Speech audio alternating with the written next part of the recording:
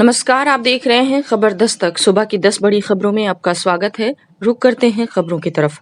राजस्थान में न्यूनतम समर्थन मूल्य से कम की खरीद पर सजा का प्रावधान, फिर भी किसानों को नहीं मिल रहा उचित दाम। राजस्थान में किसानों की क्या हालत है, सरकार को इस बात का अंदाजा नहीं है, मगर केंद्र सरकार से एमएसपी को लेकर कानून बनाने की मांग कर रही है।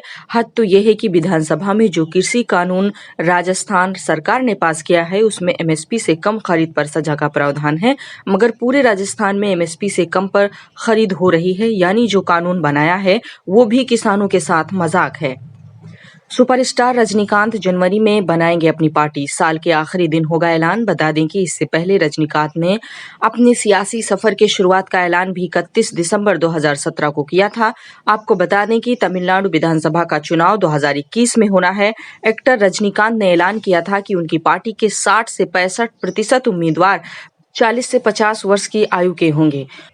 भोपाल गैस त्रासदी के 36 साल हुए पूरे। इस समय के कई वर्ष बीतने पर मुख्यमंत्री शिवपाल सिंह चौहान ने कहा है कि भोपाल में गैस त्रासदी का स्मारक बनाया जाएगा जो संकल्प पैदा करे कि फिर ऐसी त्रासदी दुनिया में कहीं न हो। उन्होंने कहा कि त्रासदी का असर आज भी दिखता है और आज संकल्प लेने का अवसर है कि फिर कोई शहर भोपाल न बने। नए कृषि कानूनों को लेकर केंद्र के साथ बैठक के लिए गुरुवार को दिल्ली के विज्ञान भवन पहुंचे किसान नेताओं ने सरकार द्वारा उपलब्ध कराए गए भोजन को खाने से इनकार कर दिया। एक किसान नेता ने कहा, हम अपना खाना खुद लाए हैं। बता दें कि एक वीडियो सामने आया है जिसमें किसान लाए हुए खाने को बांट कर खाते दिख रहे हैं। कवि कुमार विश्वास ने कहा है, अपने बंगलों व अपार्टमेंटों की बालकनियों में बैठकर बौद्धिक जुगाली कर रहे अभिनेताओं और ज्ञानियों से सादर अनुरोध है कि वे किसानों के प्रदर्शन का समर्थन करें न करें, पर कम से कम किसानों की वास्तविक समस्याओं पर अपना अधकचरा ज्ञान तो बंद करें। उन्होंने आगे कहा, किसान धान उगाता है तो समाधान भी उगा ही लेगा। नीति आयोग के उपाध्यक्ष राजीव कुमार ने कहा है कि भारतीय अर्थव्यवस्था चालू वित्त वर्ष की चौथी तिमाही यानी जनवरी मार्च में जीडीपी की वृद्धि दर सकारात्मक रहेगी। उन्होंने कहा, तीसरी तिमाही में हम आर्थिक गतिविधियों का वही स्तर हासिल कर लेंगे जो एक साल पहले रहा था। उन्होंने कहा कि अर्थव्यवस्था आने वाले वर्षों में उच्च वृद्धि दर बनाए रखेगी।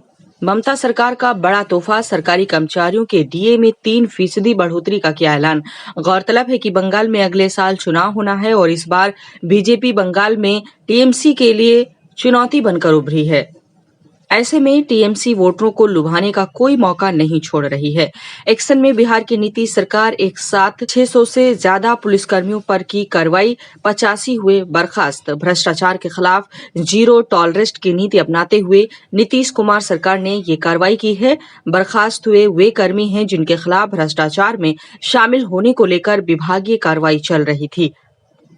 यूपी विधानसभा चुनाव 2022 को लेकर शिवपाल यादव बोले, सपा से विलय नहीं करेंगे, मंत्री पद और एक सीट देना मजाक। हम आगामी 21 दिसंबर को मेरठ में रैली कर यूपी विधानसभा चुनाव का बिगुल फूकेंगे। इसके बाद गांव-गांव में पदयात्रा करेंगे। इसके बाद 23 दिसंबर को इटावा के हावड़ा ब्लॉक में चौधरी चरण सिंह के जन्म दिवस पर एक कार्यक्रम का आयोजन होगा।